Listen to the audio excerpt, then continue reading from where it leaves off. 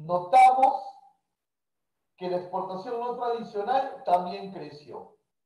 Aún ya en épocas de pandemia, porque este primer tercio del año 20 ya coge la pandemia en el mundo. Dios quiera, salgamos de esto rápido y fortalecidos, o en los tiempos que el Señor lo quiera.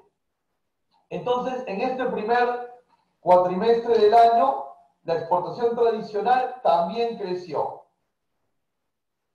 Entonces, hacia ahí es donde los invito a mirar, hacia la exportación con valor agregado.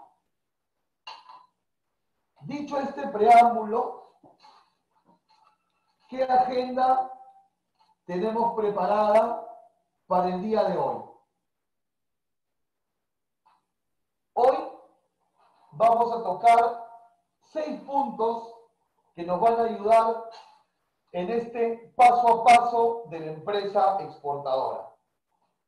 Cómo formalizarla, definir nuestra línea de negocio, cómo podemos hacer conocer nuestro producto al exterior, cómo identificamos a nuestros proveedores de producción, o sea, con quienes podemos tercerizar la producción, con quienes podemos hacer la logística y cómo podemos cobrar por las exportaciones. Formalizándonos, definiendo nuestro proyecto, cómo lo comercializamos, cómo nos unimos con socios estratégicos para producir, con quién los transportamos y cómo cobramos. Aquí estamos tomando todos los puntos necesarios para armar un proyecto de exportación. ¿Cómo formalizamos la empresa exportadora?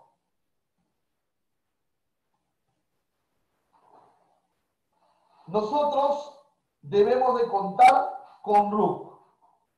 Puede ser RUC 10, puede ser RUC 20, ¿correcto? Pero si es RUC 10, debe ser persona natural con negocio. Y RUC 20 puede ser una IRL, una SAC, una SA. Entonces, si somos persona natural con negocio RUC 10 o persona jurídica RUC 20, podemos exportar sin límites. ¿Correcto? Sin límites. Con excepción de aquellas personas naturales con negocio que están en el régimen único simplificado RUS. Esas personas debieran cambiarse al régimen general de renta, al especial de renta o al MIPE tributario para que no tengan límites. ¿Ok? Entonces, en resumidas cuentas, si tengo un RUC 20 de persona jurídica, puedo exportar sin límites. Y si tengo un RUC 10 de persona natural con negocio, salvo los que están en el RUS, podemos exportar también sin límites, ¿no? Si estás actualmente en el RUS, puedes hacer tu cambio vía SUNAT virtual. ¿Tiene más ventajas el RUC 20 que el RUC 10 para exportar? No. El límite es el talento. Yo te puedo contar en mi experiencia, los que ya me conocen de algunas reuniones anteriores saben que dirijo un operador logístico y entonces yo podría decirles en base a mi experiencia que tengo clientes RUC 10 que hacen mejores números de exportación que clientes RUC 20, como también tengo clientes RUC 20 que hacen mejores números de exportación que clientes RUC 10, lo cual me lleva a la conclusión de que el talento para los negocios es lo que te va a llevar hacia adelante, independiente de la forma como estés constituido formalmente, claro está. Punto número 2. Una vez constituida la empresa, tenemos que definir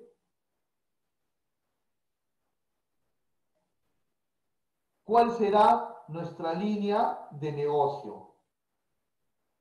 ¿Ok? Tenemos que definir cuál será nuestra línea de negocio. ¿Cómo es esto? Ustedes tienen que hacerse un autocuestionario. Ustedes si son una empresa unipersonal o con sus socios. Y deberían de hacerse esta pregunta. ¿Cuál será mi línea de negocio? Esta pregunta va a tener solo dos posibles respuestas. O tendré o haré un negocio de exportación B2C o haré un negocio B2B. Si mi línea de negocio es B2C o business to customer, empresa a cliente, es decir, yo soy una empresa de exportación que le va a vender a los clientes finales, unidad por unidad, lo que yo tengo que hacer es poner toda mi inversión de tiempo y de dinero en las plataformas digitales. Porque es la única manera que un negocio de exportación que recién comienza pueda llegar internacionalmente a los clientes finales. Entonces, si tú imaginas que tienes una tienda virtual y que un cliente suizo en la comodidad de su hogar encuentra tu tienda virtual, le hace clic en comprar y a la semana está recibiendo su retablo ayacuchano que tú le has enviado, si te imaginas el negocio de esa manera, eres un exportador B2C de empresa a cliente. Un exportador minorista. Sin embargo, exportador minorista no quiere decir ganar menos, porque puedes tener muchos clientes a los que le vendes una artesanía a cada uno y todo suma. De otro lado, si tú dices, no, yo me dibujo más vendiendo volumen, entonces tú estás en el esquema B2B, es decir, una empresa que le vende a otra empresa, al por mayor. De ser así, tú tienes que hacerte una pregunta adicional. Si estás en la línea de una empresa que le vende a otra empresa. Y tu pregunta adicional es, ¿mi cliente será un retail o mi cliente será un productor? Si tu cliente es un productor, es porque tú estás vendiendo materia prima, insumo. No sé, le vendes granos de cacao a una empresa que hace chocolates. ¿No? Le exportas grano de cacao a una empresa que hace chocolates. Le exportas harina de lúcuma a granel a una empresa de repostería.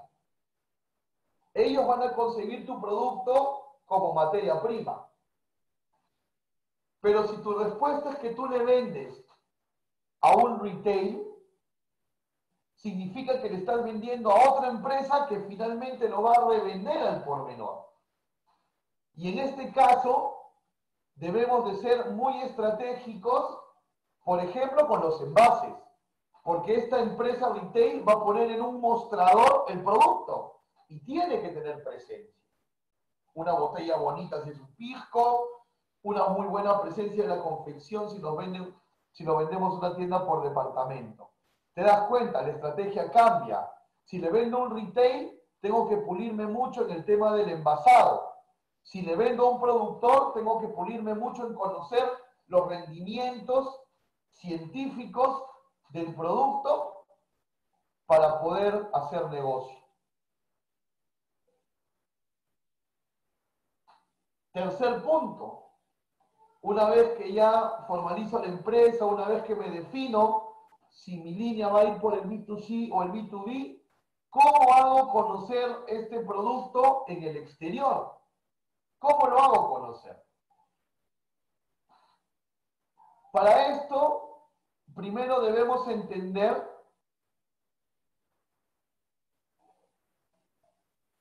que el marketing de exportación es hacer coincidir un producto con un mercado. Hacer coincidir un producto con un mercado. Como dos piezas de un rompecabezas, como lo vemos aquí. Si nosotros hacemos coincidir nuestro producto con un mercado, ya tenemos el negocio. La pelotita está ahí para darle el toque final para el gol. Pero ¿cómo hacemos para hacer coincidir nuestro producto de exportación con el mercado meta? Varios consejos aquí. Número 1, nunca debo ser estandarizado. Me explico. Tú vas a exportar chicha morada, bebible, ¿no? Ya para beber. Tendrás mercados que te la pedirán sin el saborcito a canela. Otros mercados te la pedirán sin el saborcito a limón. Otros con menos dulce. Algunos te los pedirán en botella de vidrio, otros te lo pedirán en botella PET. ¿Te das cuenta? Es el mismo producto, pero adaptado a cada mercado. Entonces, yo de repente puedo tener un solo producto de exportación, uno solo, pero sin embargo, ese producto puede tener muchas adaptaciones para que coincida con el mercado. Otro punto importante para hacer coincidir el producto con el mercado es revisar las cifras macroeconómicas del mercado internacional, porque no vamos a ir a un país donde hay mucha recesión, hay mucha inflación y probablemente convulsión social. Revisar también las cifras micro para ver cómo es el cliente, cuál es su comportamiento de consumo, ¿no? Ambas se complementan porque yo puedo tener en el aspecto micro personas que comprarían mi producto, pero si ese país a nivel macro no está bueno en economía, probablemente no sea recomendable exportarles. O al revés, un país que esté muy bueno macroeconómicamente, pero a nivel micro nuestro producto no llama la atención. Tenemos que encontrar positivo en ambos, factibilidad en ambos, ¿no? Para lo cual hay que hacer un estudio de mercado. Y así nos convenceremos de que el producto coincide con el mercado. Y otro ejercicio importante es levantar información socioeconómica de estos potenciales clientes, ¿no? Para ver si el producto coincide con el mercado. Por ejemplo, ¿no? Si yo quisiera exportar abrigos de alpaca, estos datos socioeconómicos que veo aquí me vienen bien, porque el promedio de edad de la gente es 36 años, y obviamente el abrigo de alpaca es una indumentaria de adulto. La gente posterga la decisión de casarse y tener hijos, por lo tanto, conducen el tema hacia consumo personal y ahí tengo la oportunidad de vender este abrigo de alpaca. Y en hogares pequeños no hay hijos o no hay matrimonios y entonces también tienen la capacidad de gasto individual. Para una prenda de alpaca, estos datos serían buenísimos. Pero si yo quiero exportar juguetes, definitivamente no.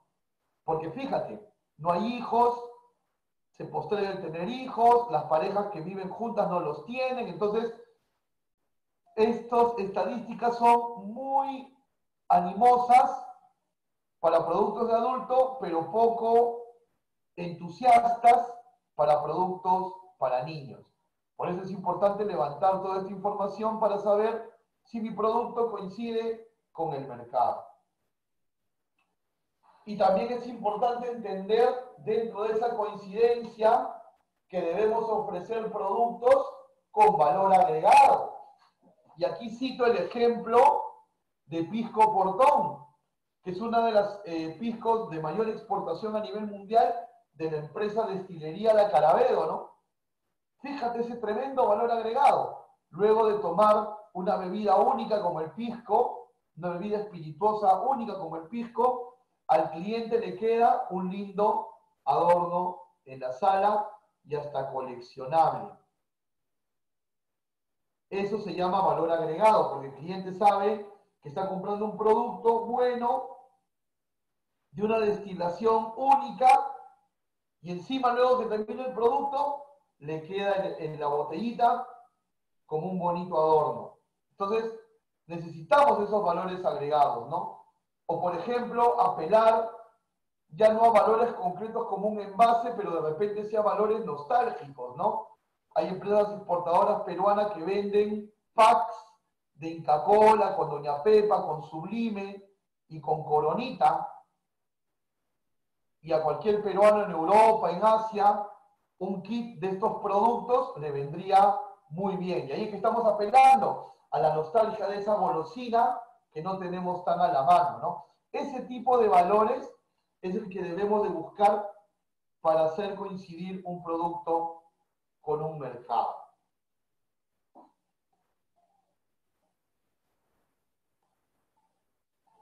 ¿Cómo promocionar los productos?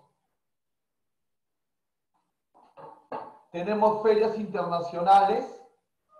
Por ejemplo, si estás interesado en exportar productos orgánicos, te recomiendo participar en la feria BioFac, que se realiza todos los años en febrero en Nuremberg.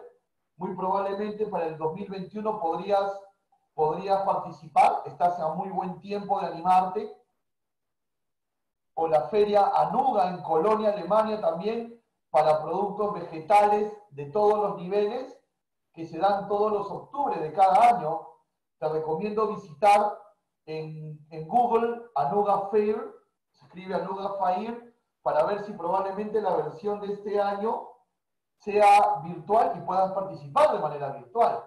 Si estás en el rubro artesanía, la feria OMI en Milán, Italia, que va siempre todos los septiembre, y así por el estilo, ¿no? Y así por el estilo, ir a ferias es una muy buena manera. Fíjate, habiendo tantas estrategias virtuales, digitales, como las quieras llamar, ¿correcto?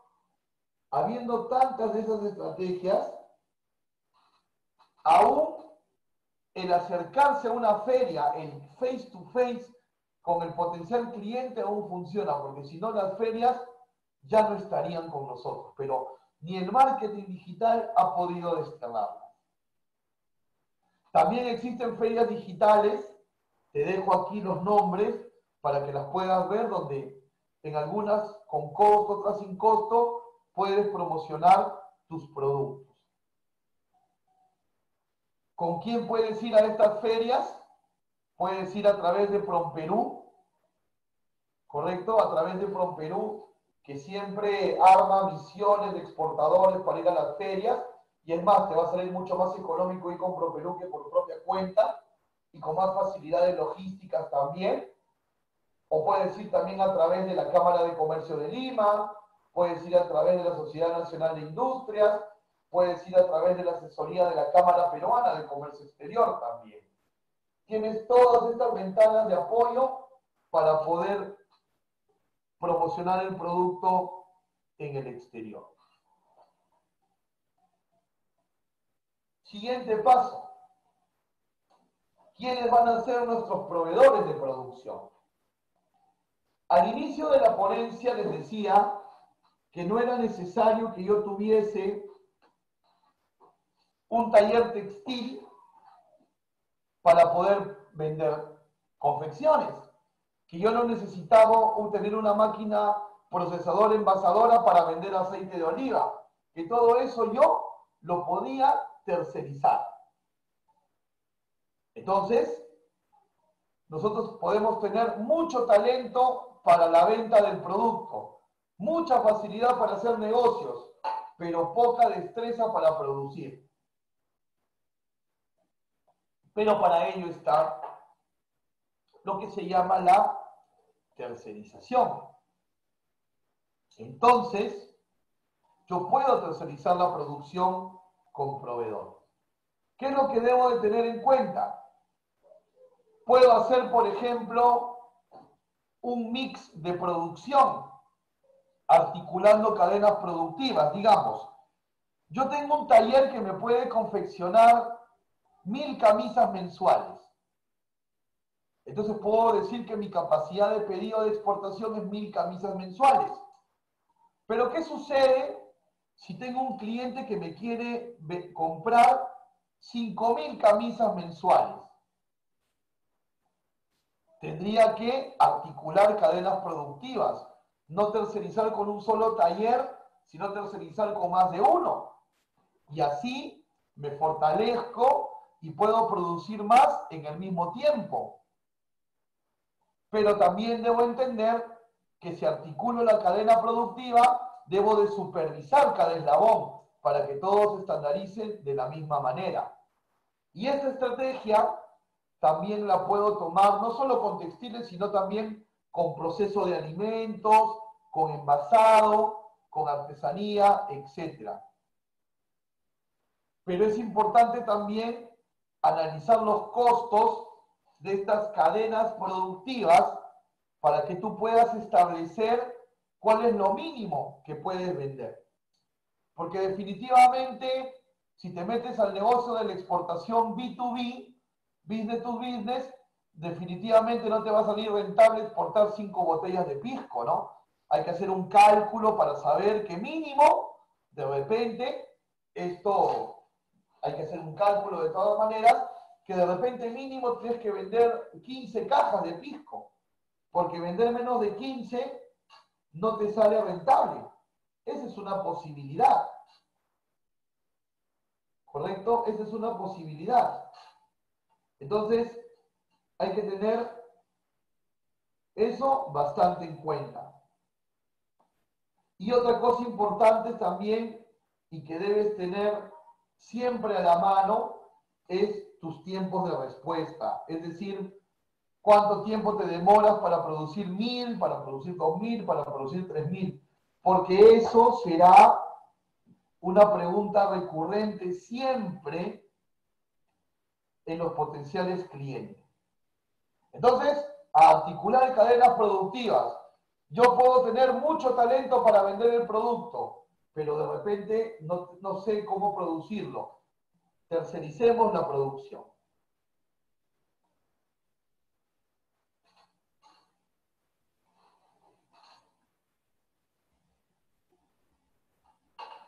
¿Con quién me asocio ahora para hacer la logística? ¿Verdad? Porque recapitulando, hemos formalizado la empresa, hemos definido nuestra línea de negocio B2B o B2C, ya sabemos cómo promocionar los productos, ya sabemos que podemos tercerizar la producción. Ahora, ¿quién me va a ayudar a poder trasladar físicamente los productos hacia los mercados internacionales? Esta probablemente es la parte más sensible, porque yo para poderme generar una buena fama en el exterior, que los clientes de afuera me perciban serio y formal, yo tengo que cumplir dos requisitos: entregar las mercancías bien y entregarlas a tiempo. No me sirve de nada entregarlas a tiempo si las entrego en mal estado. No me sirve de nada entregarlas en buen estado si las entrego tarde. Yo, para fidelizar a mis clientes, debo siempre entregarles bien y entregarles a tiempo. Va a ser muy difícil que un cliente internacional te cambie si es que tú siempre le has demostrado puntualidad y una entrega prolija. Y gracias a quién o a quiénes vamos a poder entregar bien y vamos a poder entregar a tiempo. Gracias a nuestros operadores logísticos. ¿Quiénes son? Por ejemplo, si yo voy a hacer las ventas B2C, recuerda, un poquito más temprano hablábamos de B2C, de la empresa al cliente. Si yo voy a trabajar bajo esa modalidad, mi operador logístico natural va a ser el courier, ¿no? El que hace la paquetería, DHL, FedEx, UPS, ¿no? Pero si yo voy a exportar B2B, ya necesito un agente de carga, si voy a mandar por carga aérea, un agente consolidador LSL, si voy a mandar en contenedor compartido vía marítima, y, por ejemplo, Si mi valor FOB de exportación supera los $5.000, obligatoriamente para los trámites de salida ante la aduana, un agente de aduana. ¿Y qué valores debo buscar en esos socios? Uno, servicio personalizado, que traten mi mercancía como si fuese única, que sientan mi sudor en ellos. Así de sencillo y de concreto. Que me den una asesoría integral para saber qué documentos debo adjuntar para exportar, cuál es el embalaje adecuado, cuál es la mejor ruta para llegar, los mejores tiempos para llegar.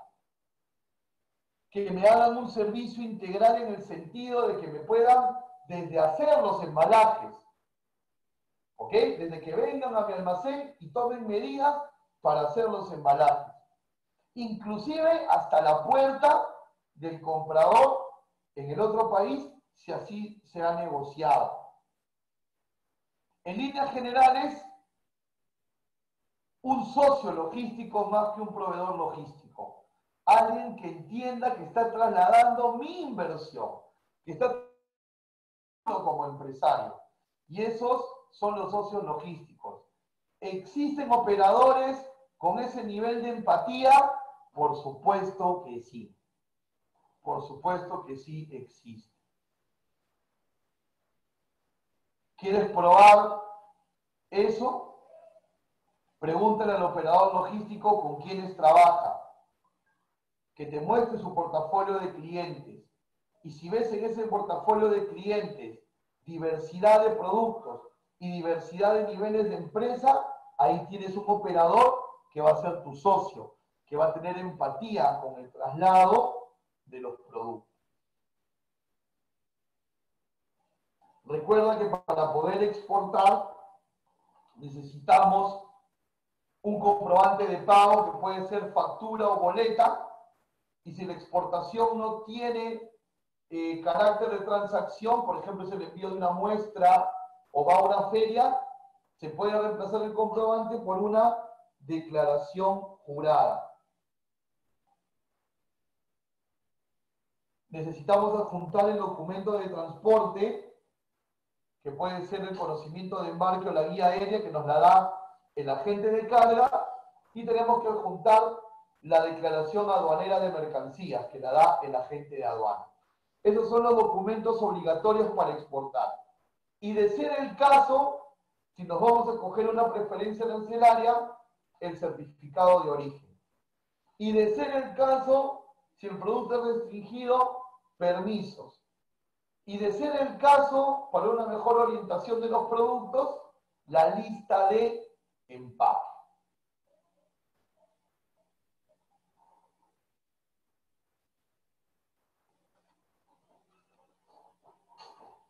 He dejado para el último lo más sensible, la forma de cobrar, ¿correcto? La forma de cobrar. Que de esto hicimos una charla bastante específica la semana pasada, si estuvieron con nosotros. ¿Cómo cobrar? Porque claro, o sea, ya pensé en todo, ya pensé en con quién voy a hacer el despacho, quién me va a hacer la producción, cómo llegar al cliente. Y ahora, ¿cómo aseguro la cobranza? Para empezar, toda cobranza debe de ser bancarizada.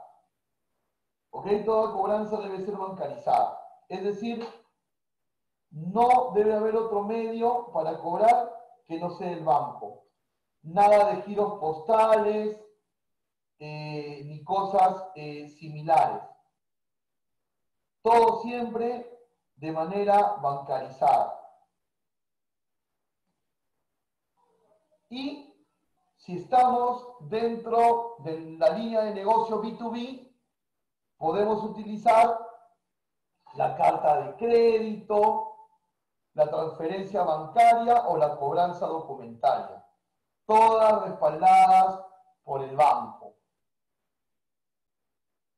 Y si hago ventas por internet, definitivamente necesito medios de pago virtuales, y PayPal podría ser una opción.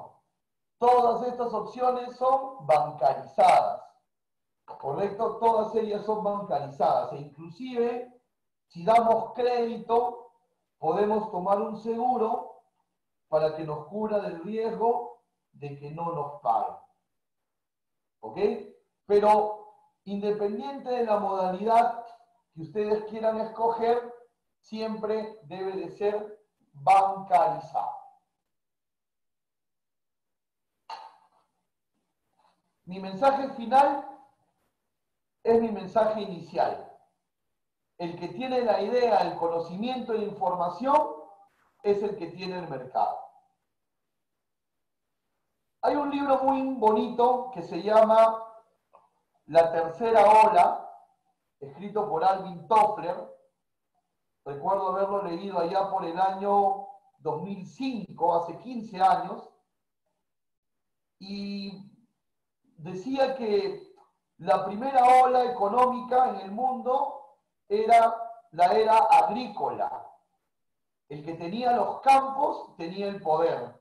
Mientras más dueño de campos de cultivo eras, tenías más poder de intercambio y más poder económico y más influencia en la sociedad.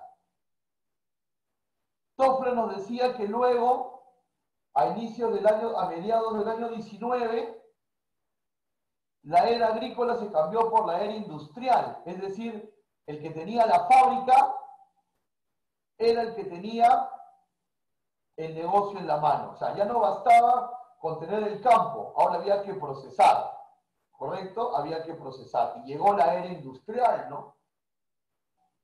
Llegó la era industrial. Y ahí tenemos pues grandes precursores de ella como Ford, Alva Edison, como Rockefeller, ¿no? Y Alvin Toffler decía que la tercera ola era la ola de la información, que si el dueño de la chacra o el dueño de la fábrica no tenían información, no tenían el negocio, porque finalmente el que tenía la información era el que podía luego subcontratar a la fábrica y a la chacra para poder vender. Y hoy por hoy eso se sigue cumpliendo. Recuérdenlo. El que tiene la idea, el conocimiento y la información es el que tiene el mercado. Ustedes deben aspirar a ese tridente. Idea, conocimiento e información para tener el mercado. Todo lo demás se puede tercerizar. Y el comercio exterior nos da esa ventana. ¿Ok? Muy bien. Entonces, Jesús, te doy el pase para que podamos hacer el respectivo filtrado de preguntas. Adelante. Estimado Raúl, bueno, muchas gracias por la excelente ponencia brindada el día de hoy, ¿no? Con el tema de exportación paso a paso, ¿no? Y me quedo con esa frase que acabas de decir, ¿no? Qué tan importante es la idea, el conocimiento, ¿no? A veces, como mencionabas, no necesito yo ser dueño de una maquinaria para producir, no sé, un producto, ¿no? Porque si yo tengo la idea, puedo encargarle a un tercero y así poder yo mismo realizar mis exportaciones. Claro que tenemos que tener en cuenta esos 6 puntos que acabas de mencionar, ¿no? La constitución de la empresa, un plan de negocio, entre otros. Así que muy, muy importante y muy clara la exposición. Bueno, voy a invitar a los participantes a que puedan hacer sus preguntas en el chat o algún comentario para poder responderlas. ¿Ok, estimado Raúl? Perfecto. Excelente. A ver, Roger Ríos Burga, buenas noches. En el proceso de formalización, ¿cómo registro mi empresa para cualquier tipo de exportación, teniendo en cuenta que el mercado es cambiante y no solo me puedo enfocar en un solo producto? Ok, perfecto. Gracias por la pregunta, Roger. A ver, si eres RUC 10, no hay constitución de empresa, por lo tanto, ahí no es muy sensible el tema que estás consultando. Pero si eres RUC 20, obvio en la minuta de constitución tú pones a qué te vas a dedicar. Pero recuerda que, por ejemplo, puede ser genérico también, ¿no? Porque de repente tú piensas que puedes cambiar de producto, pero todo dentro del ámbito agroindustrial. entonces te puedes poner ahí exportador de productos agroindustriales. Y si pasas de la aceituna a la maca, o de la maca a la lúcuma, o de la lúcuma al pisco, estás dentro, ¿no? Ahora, si de repente hablas de cambiante en el sentido de que eres un agroindustrial y te pasaste a confecciones, le haces una adenda a la constitución de la empresa nada más. Se hace una adenda y continúas. ¿Ok? Gracias por la pregunta. Muchas gracias, estimado Raúl. Bueno, aquí hay una pregunta de Kevin Ortega. ¿A qué país o qué países puedo exportar huacos de madera? Bueno, eso depende, creo, del mercado, ¿no? A donde tú quieras exportar el cliente. Bueno, estimado, esa es la pregunta de Kevin Ortega. Ok, Kevin, para empezar, debemos revisar si estos modelos de huacos que quieres vender están restringidos por el Ministerio de Cultura. Si están restringidos por el Ministerio de Cultura, hay que sacarles un permiso. Básicamente va a ir un inspector a tu almacén y va a ver que son réplicas y que no son originales. Paso número 1. Y número 2, va a depender del mercado, ¿no? Pero en líneas generales te puedo decir que este tema de artesanías se vende mucho en la Unión Europea. Puntualmente en Italia, en Alemania, en Francia, en Suiza, tienes buen mercado, pero te recomendaría que revises si alguna de estos modelos está restringido por el Ministerio de Cultura. ¿Cómo lo puedes hacer? Tómale fotos y mándale un correo al Ministerio de Cultura para hacer la consulta. ¿Correcto? Esa es una manera en la cual puedes ir saliendo de esa curiosidad. Muchas gracias por tu respuesta, estimado Raúl. Aquí hay una pregunta de Axel Leonardo. En base a su experiencia, ¿qué consejos puede brindarle a los exportadores que se presentan en ferias internacionales? A ver, perfecto. Mira, Axel, los expertos en ferias nos dicen que nosotros debemos de dividir nuestras acciones en preferia, durante la feria y postferia, ¿no? En preferia, capacitarnos. De repente, si el inglés lo manejamos más o menos, tener días previos para ejercitarlo mejor, preparar brochures, preparar material publicitario, tener todos tus precios FOB, CFR a la mano. Durante la feria, demostrarte muy empático con los clientes, bastante solícito con ellos, en la medida de lo posible darles muestras.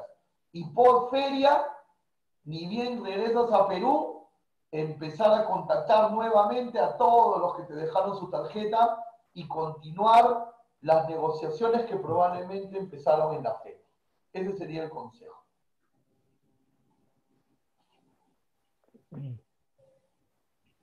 Muchas gracias, estimado Raúl. Bueno, Ever Chávez, profesor, si hago una exportación por unidades a través de Courier, ¿cuál sería el mínimo para ser rentable? Ok, Ever, mira, esa respuesta es producto por producto, ¿no? Esa respuesta es producto por producto. O sea, de repente, vamos a suponer, si el courier te va a cobrar lo mismo por una cerámica que por 3, entonces vende las cerámicas en set de 3 y así puede rentabilizar más, ¿no? Si de repente el courier te va a cobrar lo mismo por un par de guantes de alpaca que por media docena, vende como mínimo un set de media docena. O sea, más o menos por ahí tienes que ir viendo la naturaleza del negocio. Gracias. Ok, muchas gracias. Eh, Aquí nos pregunta eh, Mario, ¿cuál es la forma de pago más segura para el exportador? La forma de pago más segura para el exportador es la carta de crédito. Pero sin embargo, los negocios son cooperativos. Entonces, para mí, como exportador, lo mejor es que me paguen un carta de crédito. Pero si mi comprador no trabaja bajo esa modalidad, tampoco voy a perder la venta. Probablemente él trabaje bajo la modalidad de cobranza documentaria o transparencia telegráfica. Igual son seguras porque son bancarizadas y me tengo que adaptar porque no puedo perder venta, mucho menos si estoy iniciando. Muchas gracias, estimado Raúl. Luis Carlos Jurado, profesor, buenas noches. ¿qué permisos necesitaría para exportar arándanos y palta Hass?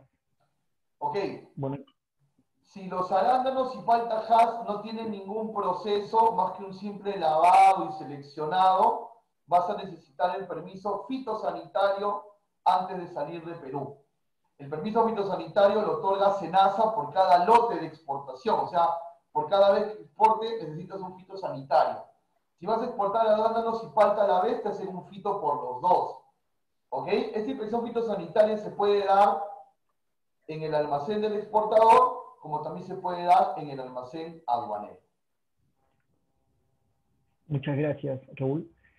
No tiene nombre, pero dice, soy productor de cacao, pero quiero exportar en masa. Lo ideal sería buscar proveedores o formar una asociación y exportar como asociación. ¿Cuáles serían los requisitos para eso? A ver, tú produces cacao, pero probablemente en la cantidad que tengas no es como para que vendas solo tu producción.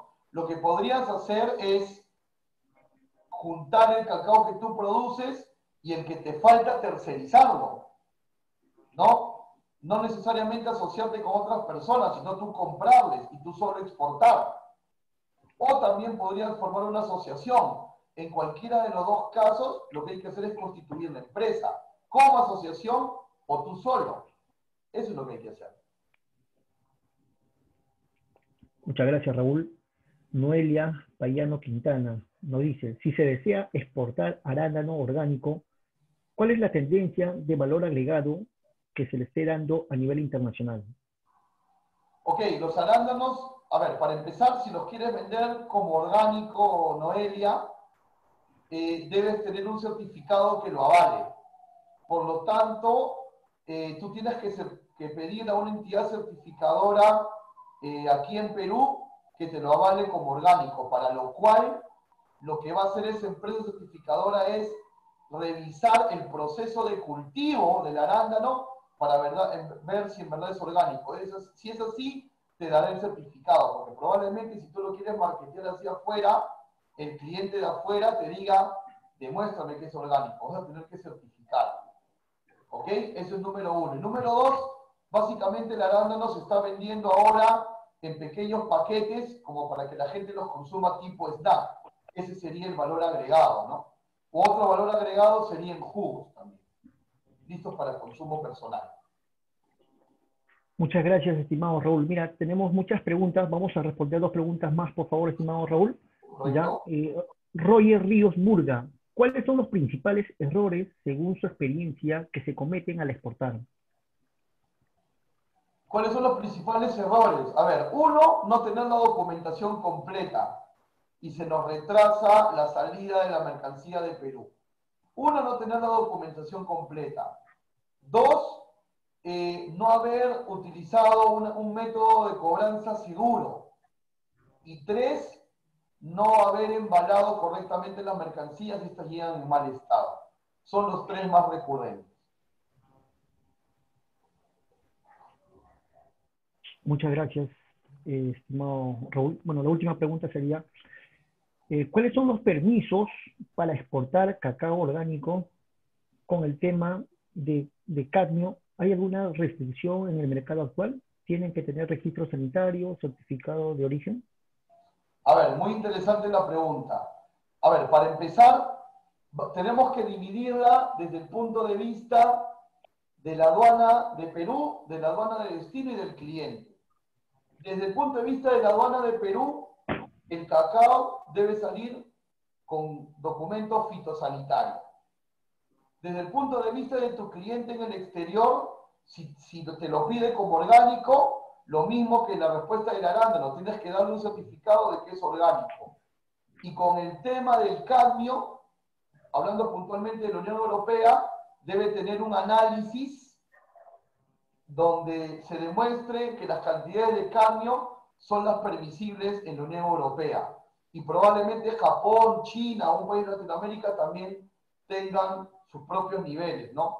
Entonces lo importante es que primero investigues qué niveles de cadmio se emiten en cada uno de los países y si tu producto los tiene, ¿no? Eso forma parte de lo que decíamos, hacer coincidir el producto con el mercado. Muchas gracias, estimado Raúl. Bueno, siendo las 10:02, vamos a finalizar con esta capacitación que se ha brindado el día de hoy sobre la exportación paso a paso. Agradecer una vez más a la Cámara Peruana de Comercio Exterior, a nuestro expositor Raúl Privat, que cada semana nos viene acompañando con diferentes temas acerca del comercio exterior. Así que muchas gracias a todos los participantes que se han conectado de las 9 provincias y de los distritos que conforman nuestra región Lima provincia. Unas palabras, estimado Raúl, para los participantes de la región Lima. Sí, perfecto. En primer lugar, agradecerles la presencia, agradecerles la generosidad de sus comentarios, agradecerles también por todas las preguntas que nos han hecho. Espero de todo corazón que salgan más fortalecidos y más capacitados de esta charla y los invito a que estemos juntos en redes sociales. Me pueden buscar como Raúl Privat Pando, tanto en Facebook como YouTube, Raúl Privat Pando. Y cualquier consulta adicional pueden escribirme al correo que ven en pantalla. Dios los bendiga grandemente a todos y hasta una próxima oportunidad. Muchísimas gracias. Muchas gracias, estimado Raúl. Muchas gracias, Andrei. Muchas gracias a todos los participantes por haberse conectado. Así que cuídense, por favor, y que tengan muy buenas noches.